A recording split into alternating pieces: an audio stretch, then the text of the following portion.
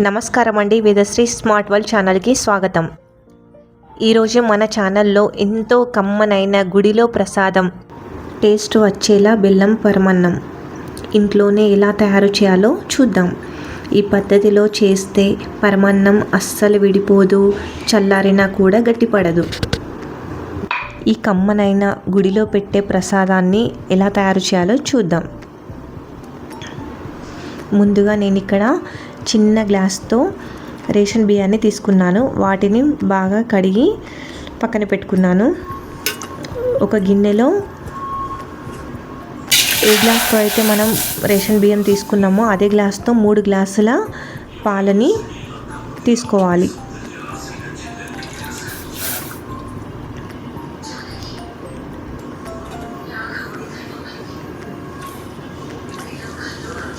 అదే గ్లాస్తో 1 గ్లాస్ వాటర్ని కూడా తీసుకోవాలి.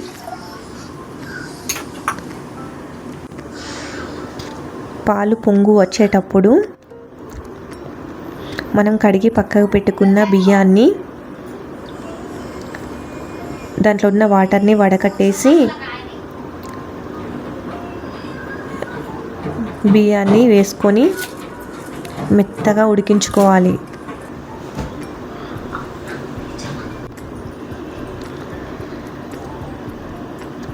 ఇప్పుడు మంచిగా కలుపుకొని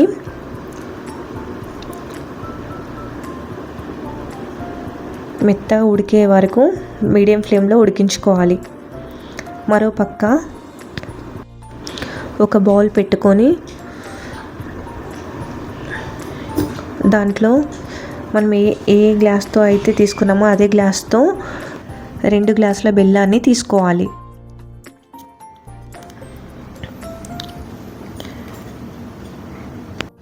ఇందులోనే ఒక 2 టేబుల్ స్పూన్స్ వాటర్ని యాడ్ చేసుకోవాలి. బెల్లం మంచిగా కరిగే వరకు కలుపుకోవాలి. ఖచ్చితంగా బెల్లం పరమాన్నం పర్ఫెక్ట్ టెక్స్చర్తో మరియు తీపి రావడానికి ఈ కొలతలు ఫాలో అవ్వండి. ఇది సుమారు 4-5కి సరిపోతుంది. ఇలా కలుపుకోవాలి. ఈ విధంగా కరిగించుకోవాలి బెల్లాన్ని. వేరే ఒక బౌల్లో స్ట్రైనర్తో వడకట్టుకోవాలి.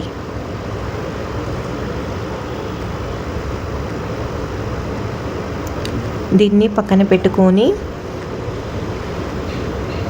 అన్నం ఉడికిన తర్వాత మిగిలిన పాలు పోసి కాసేపు ఉడికించండి. ఇప్పుడు అన్నీ కొంచెం చేసి చల్లారనివ్వాలి.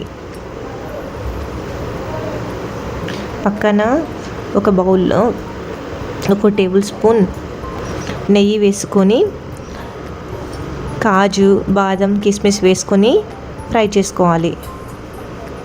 ఇక్కడ నేను దేవుడికి నైవేద్యం పెట్టడానికి లేట్ అవుతుందని చెప్పేసి ప్లేట్లో వాటర్ తీసుకొని చల్లారనిస్తున్నాను అన్నాన్ని. అన్నం వేడి తగ్గాక కరిగించిన బెల్లం పాకాన్ని కలుపుకోండి. ఇలా బాగా కలుపుకోవాలి. అన్నంలో మంచిగా కలుపుకోవాలి. ఇప్పుడే చివరిగా ఒక 1/2 టీ స్పూన్ ఇలాచీ పౌడర్ని వేసి కలుపుకోవాలి.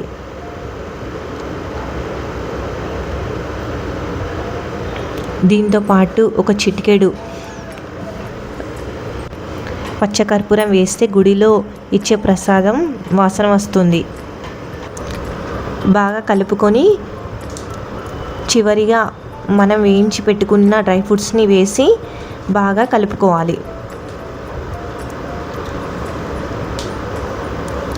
ఇందులోనే ఒక 1 టేబుల్ స్పూన్ నెయ్యిని వేసి బాగా కలుపుకోవాలి. అంతే ఫ్రెండ్స్, పరమన్నం రెడీ అయిపోయింది.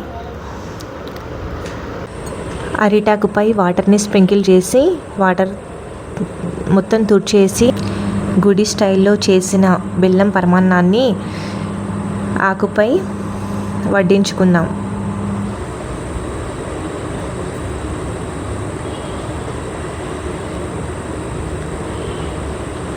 ఇట్లా క్రీమీగా టెక్స్చర్ ఇలా రావాలి. ఇదే విధంగా చేయండి, ఇదే పర్ఫెక్ట్గా మెజర్మెంట్స్తో చేయండి, చాలా బాగుంటుంది.